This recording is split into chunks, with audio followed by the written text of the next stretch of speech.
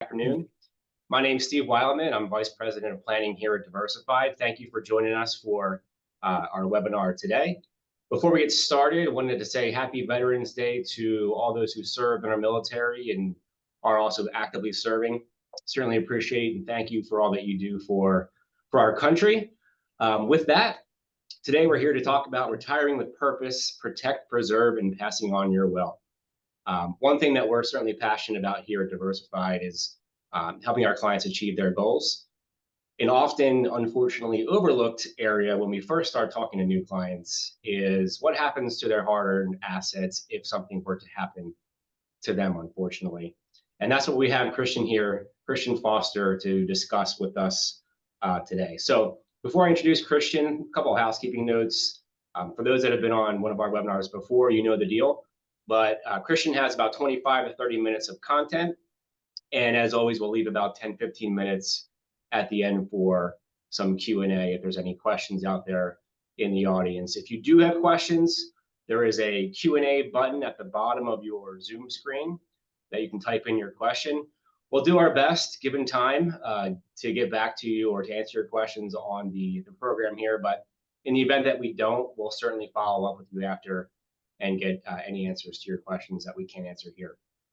But with that, let's get to the real talent of the show. Christian Foster is a senior wealth advisor here at Diversified with over 20 years of experience as a business owner and as a financial advisor.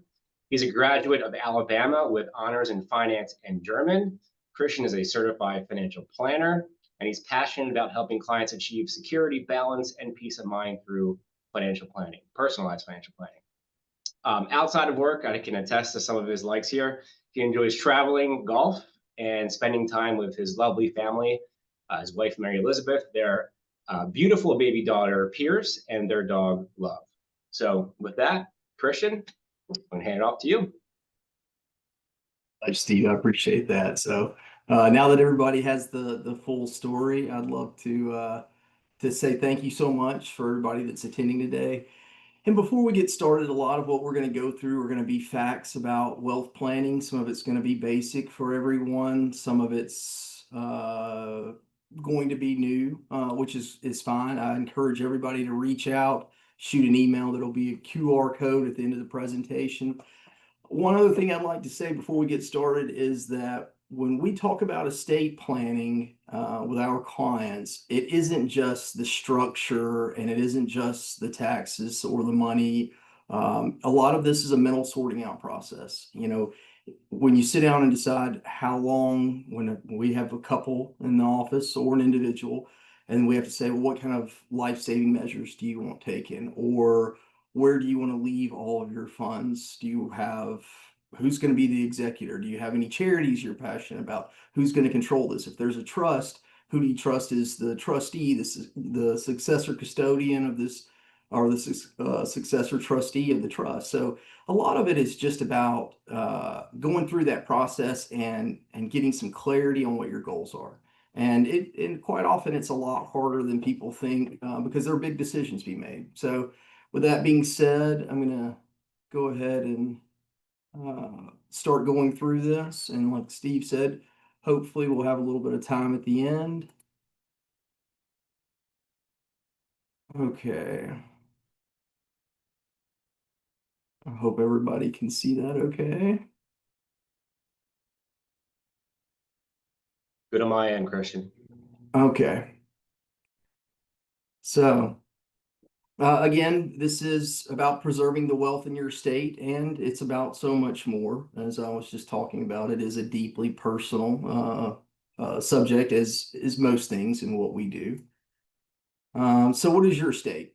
Your estate is basically everything you own, but that includes bank accounts, of course, investments, real estate, whatever business interests you might have. If you have any fine art or classic cars, life insurance policies with cash value, jewelry, everything that you own is a part of your estate, and that's going to be valued when you go through this, when you pass away eventually, that the executor will have to take an inventory of and value, unless we use a trust, which we'll talk about in a little bit.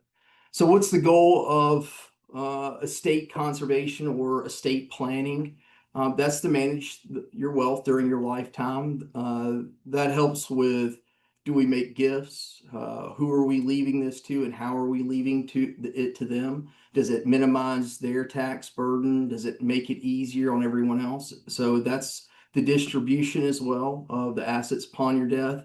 And one of the biggest things is that your bequests, that your legacy turns out. I think all of us can agree that you work your entire life for something. The legacy you leave and how that is shaped and where it goes is just so important to us. Otherwise, why did we do all this? Why did we accumulate the wealth that we have, or the properties that we have, or the things that we cherish in our lives, just to see them not go where we want, or to have the state decide where they go? So that's the overall goal. So what are the important estate planning documents? A power of attorney. I think you guys should be familiar, or at least heard of most of these things. A power of attorney gives someone the right to transact on your behalf.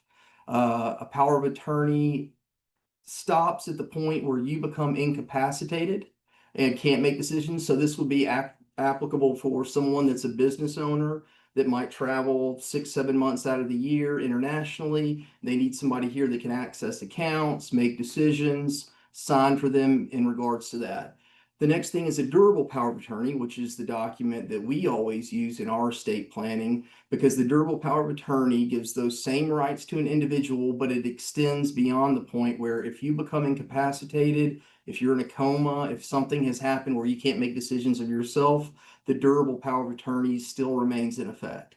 So honestly, that's the most effective estate planning document and planning document while you're alive, is to have somebody that you trust that can be able to do that. A medical durable power of attorney is the same thing, except it's only in regards to medical issues. So we could talk about this a little bit more, but this will be somebody that it's very akin to the living will, but it's someone that you trust, that this extends past a point where you can make decisions for yourself, and they can make medical decisions that have been outlined by you in this power of attorney. And this is simply as someone has a copy, whoever you've named as your power of attorney has a copy of this POA document. They would present it at a bank, they could present it at the hospital, wherever it is, it's going to be recognized as you having the legal ability to make decisions on their behalf. A living will is similar to a medical durable power of attorney, but inside of that, you're going to list different individuals, perhaps, but this is going to be, to what extent do you want life-saving measures taken? So the medical durable power of attorney is a carte blanche, where they're making the best decisions, knowing your wishes. A living will is going to say, do we want to have a feeding tube put in? How far do we want life-sustaining measures to go? These are the kind of things that the living will cover, and it's another document that we always do with all of our clients. A will, of course, you're all familiar with the last will and testament, which is probated upon your passing by your executor, and then trusts. So what are the challenges for estate planning? Probate and taxes are huge. We'll just go on to the next and talk about probate. Probate can be expensive, and it depends on the state that you live in. And for instance, we're in Alabama. Our office at Diversified is in Birmingham, Alabama. On the low end, probate can be between $2,000 and $5,000. In the middle range, 5 to 15. High end, 20 plus. What makes probate expensive? It's going to be the process of the executor going through all the inventorying the items, putting a notice out to all creditors. All things of value are going to have to be appraised at the time of your death to have that value, the fair market value at the time of your passing. There's court calls, probate costs, attorney's fees. If you hire an attorney, you can do it yourself, but very few people do that. You hire an attorney to submit the documents to open probate on behalf of the estate. It can take, in many states, it can take quite a while. Especially if the will is contested, or if it's a very complex will. It's generally here in Alabama, it's 6 months to a year, depending on the complexity. And probate, of course, by definition is public record, right? This is where it goes. So there is no expectation of privacy when we talk about just having a will. Taxes. This is a very interesting topic and was much more applicable in the past 2 decades as it is now. In 2025, it's true that the federal estate tax rate can be 40%, but there's an exclusion per individual in 2025. It's $13.99 million. That's going up to $15 million in 2026. So that means that anything below 15 million for 26 or 13.99 for the remainder of this year is not subject to estate tax. This is a big change. This is a very big change. I recall in 2001 when my grandfather passed, I believe the estate tax exclusion was 625 or 650,000, and the highest estate tax rate was 50%. So this has opened up a lot of people that have multi-million dollar estates to not be in a horrible position, which is great in a lot of ways because we can do a lot more things with control and not necessarily have to be concerned with the taxes.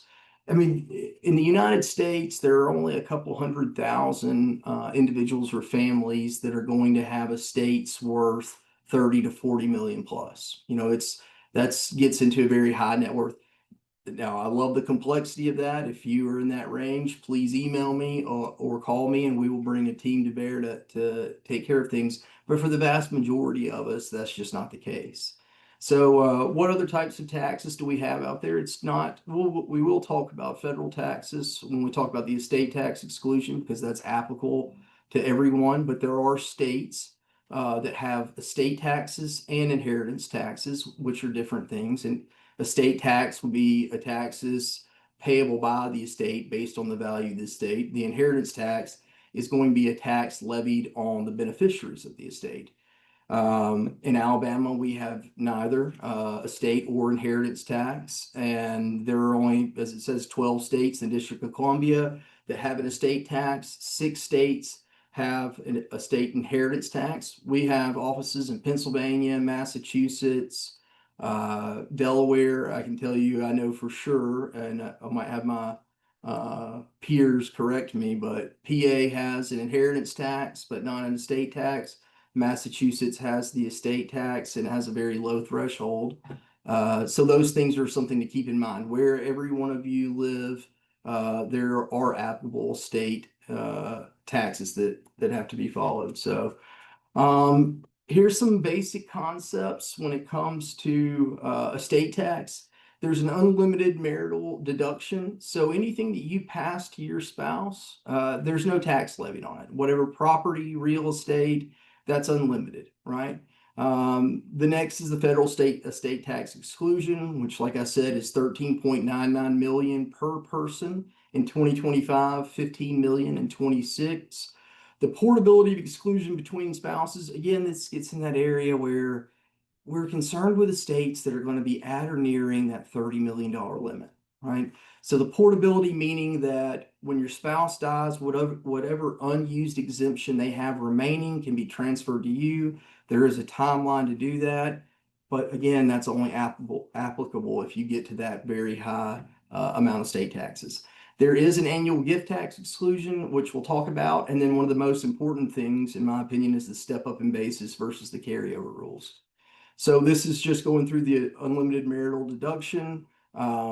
Transfers between spouses are not taxed. So that's pretty simple. This is a little bit of history on the federal estate tax exclusion. So as I mentioned in 2001, I believe it was 650,000, 625,000 that was taxed at 50%. In 2020 or 2010 rather, there was a tax act in 2010 that changed this and raised it to 5 million, and then it's had increases. You know, it's adjusted with inflation. It goes up, or with what the government deems is the value of the estate's inflating. So through 25, it's 13.9, and the highest tax rate is 40%. The annual gift tax exclusion. So this is great. We get a lot of questions about this. If I give my child $50,000, do I need to file a gift tax return? Yes. How much does that cost me? Nothing, right? Because again, so if you give someone, everybody each year is allowed to give $19,000 to one person. As a couple, if you're a married couple, you could both give $19,000 or $38,000 to one individual and not have to file a gift tax return. So that's the amount of exclusion that you're allowed to give without filing any IRS documents. If you give above $19,000, to one person, yourself individually give above $19,000, then you have to file a Form 709, which is a gift tax return. That doesn't mean you owe money. It only means that of that $13.99 million exclusion we have this year, that it will be reduced by the amount above 19,000 that you've given to that individual. Right? So no, it's the process, it's a mechanism for record keeping so that we can chip away at that exclusion. So when you die, if you've given more than that 13.99 million, the government will assess estate taxes on your estate. Step up in basis versus carryover basis rules. These are very important because a lot of clients say to me, Christian, should I gift my house in Beaver Creek, Colorado to my child now while they're alive? And that way that they'll have the home, and I'll say, yeah, that's probably not the best idea. The best idea is that you leave it either in trust or last will and testament, because when you pass, all of your property is going to get a step up in basis to the fair market value on the day you died, which means that your child or whoever you would like to give the property to is going to be able to have a cost basis equal to the fair market value on the day you died. If they sell that property, then they will owe zero. If they sold it the day after and it had appreciated, oh, I don't know, $150, they would only owe taxes on $150. If you gave it to them during your life, they would inherit your basis, or your basis carries over to the beneficiary of your gift. So if you paid $100,000 for it and it was worth $500,000 at the time that you gave it to them, or the time that you died, or whenever they'd like to sell it, they'd still have to pay capital gains on the difference between the cost basis that they carried over from you and what they sold it for at fair market value. So in that case, 100,000 cost basis, 500,000 is fair market value. That's a $400,000 capital gain. So I probably need to move a little bit more quickly. Basic distribution methods do nothing. That's not a method. That's doing nothing. So have a will drawn up. Of course, you can just go with a last will and testament or using a trust. Some property may pass automatically to a joint owner. So we're talking about beneficiary designations, IRAs, life insurance, workplace retirement plans, and your 401k. These things are very important because here on the next slide, I'll tell you, they supersede a will. These things will keep you out of probate. If you have bank accounts with a POD, investment accounts with a TOD or transfer on death, pay on death, Roth accounts, IRA accounts have beneficiary designations, life insurance, all of these things move outside of probate privately, which is the way to go. So you have to make sure that those are updated. Those are constantly a part of our financial checkups, especially for old 401ks floating around out there. Here's a big change from the Secure Act 2.0, retirement account beneficiary designation. So most non-spouse beneficiaries are subject to the 10-year rule. If you inherit an IRA and you're not a spouse and you're not an eligible designated beneficiary, which I'll talk about on the next slide, you have to liquidate that account in 10 years. It's the 10-year rule, right? It has to be totally withdrawn. If the deceased has already started taking RMDs and you are subject to the 10-year rule, you have to take RMDs on years 1 through 9, and then whatever the remaining balance is, it has to be withdrawn from the account in the 10th year. If the person that passed was not in that RMD phase, you do not have that requirement to take RMDs 1 through 9. You have the requirement to withdraw all the funds from the account within 10 years. So who is an eligible designated beneficiary? This would be a spouse. We said this is somebody that's disabled or chronically ill. This would be a minor child until they reach the age of 21, and then they would be subject to the 10-year rule. And this is also people that are not more than 10 years younger than the original account owner, which is a little bit of an outlier as a rule there. Again, problems with intestacy, meaning that you've not recorded a will, you don't have a trust or estate plans. There's many. And for instance, in Alabama, if you die intestate, meaning without a will, that means that $50,000, the first $50,000 goes to your spouse, then they get half of the remainder of your estate. The other half of your estate gets split evenly among the children. And if there's no children, it goes on and on to the next kin and so forth. So whatever your state law is, would be what you would follow. Please not die without a will at the very minimum. So what does a will do? It controls the distribution of assets, may minimize fees and taxes to an extent, but it definitely ensures probate, which is not a private process. A trust is very different. There's more control. There may be some more associated fees. There'll be less fees, obviously, with filing probate. But again, depending on the state you're in, that might be a large burden. It might not. But trusts will generally avoid probate unless it's a testamentary trust. So basic parties involved in a trust: a grantor, a trustee, and a beneficiary. There's a testamentary trust and a living trust, as I mentioned. A testamentary trust only takes effect upon your passing, so that does ensure that probate will happen. It is written into the will, so it's established through will in the testamentary trust, effective upon the death of the grantor or the person that created the trust, and it does ensure the probate process. A living trust or a grantor trust is set up and funded during your lifetime.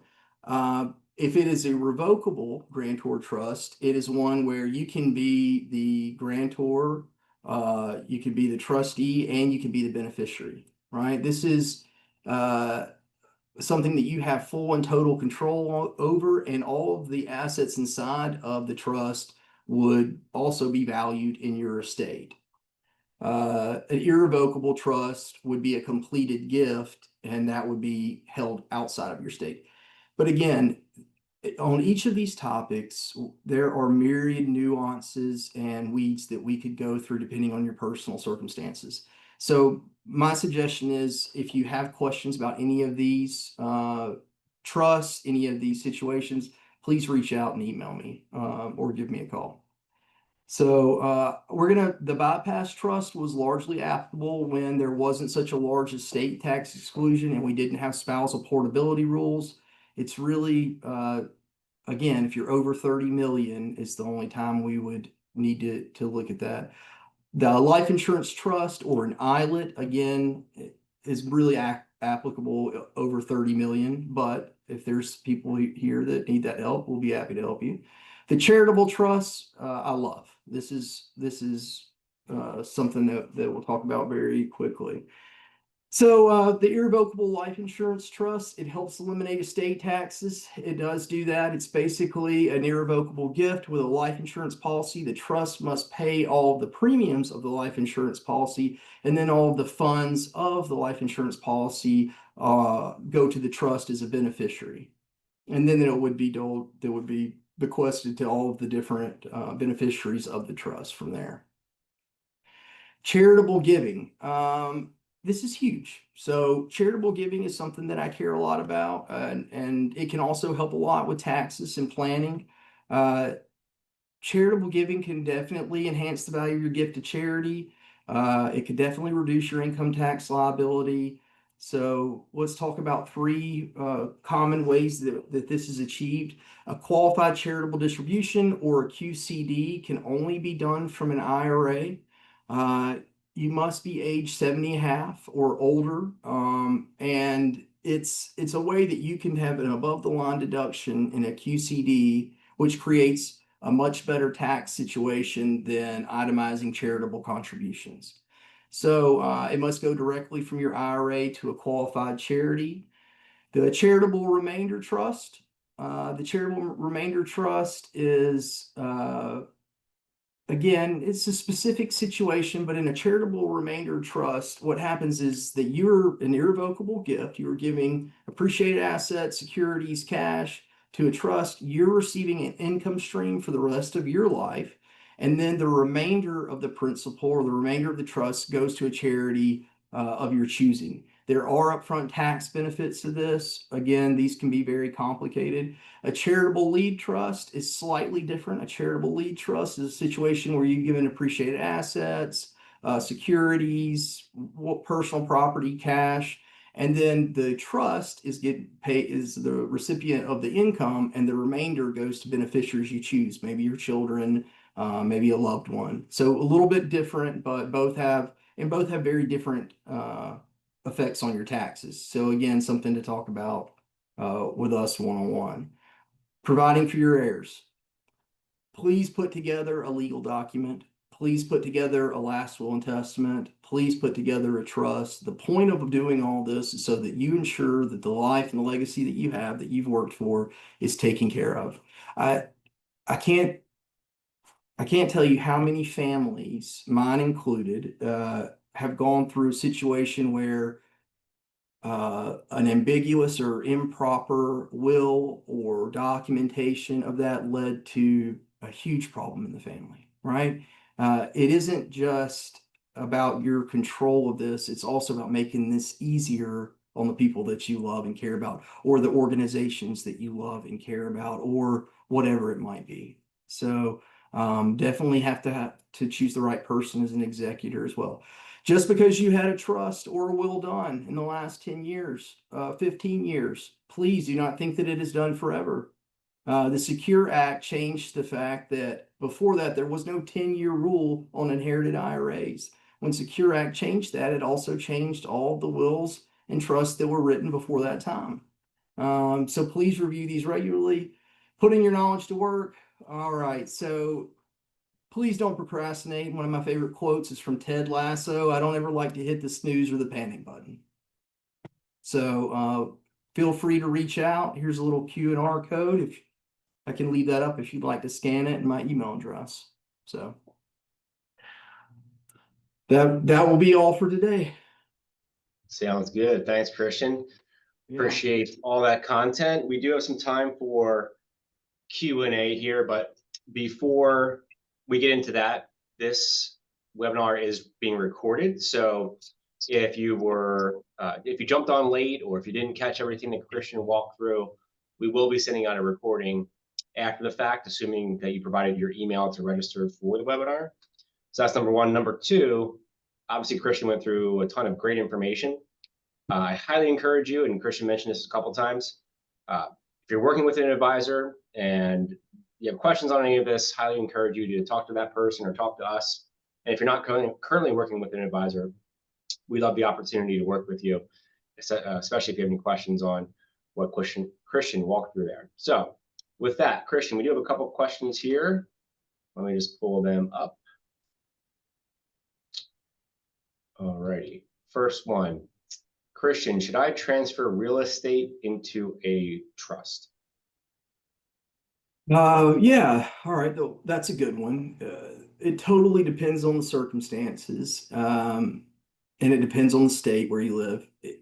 You have more control in a trust with everything, right? The trust by definition is, or by the makeup of a trust is subject to contract law, right? And not testamentary law like a will is. So there's always a lot more control in a trust. If you put real estate into a trust in Alabama, for instance, every county has different transfer laws. So there will be a title transfer fee. Depending on where you are, that could be very expensive, or it could be not so bad. In Alabama, again, it's a few $100s, $600 or $700. I think the last one that we did on a property that was 600,000 or so. So it definitely depends on the value of the property. It definitely depends on your wishes, because there's also something called a CUPR. It's a qualified personal residence trust where you stay there's a life estate created for you, or you stay in the home forever, and then it gets distributed to your heirs or beneficiaries. So it definitely just depends on the situation. Understood. Thank you for that. Just a reminder, folks, if you have questions, feel free to use the Q&A question mark button at the bottom of your Zoom screen. So another one coming at you, Christian. Can you do a QCD from a 401k? Oh, no, you cannot. So, has to be in an IRA, to distribute a QCD. But, Okay. no, Pretty straightforward. no. Another one in here. This might be, or here we go. For an annuity in an IRA, such as a TIA account, if it is annuitized with a 20-year term or 20-year guarantee, so paid out over 20 years, how does the new 10-year rule for inherited IRAs impact that if it passes to a beneficiary with more than 10 years left? I mean, if it's an inherited IRA, it's subject to the 10-year rule. Right. So whether it's 15 years left or 19 years left, that annuity or that account still needs to be paid out within 10 years. Yeah. Got it. Great. All right. That's all the questions we have, Christian. All right. Well, thank you guys so much. Thank you. And once again, happy Veterans Day. Thank you to our veterans out there for your service. Like I mentioned, this is being recorded and will be sent out via email after the fact. Thanks for tuning in, and we'll see you all soon. Take care.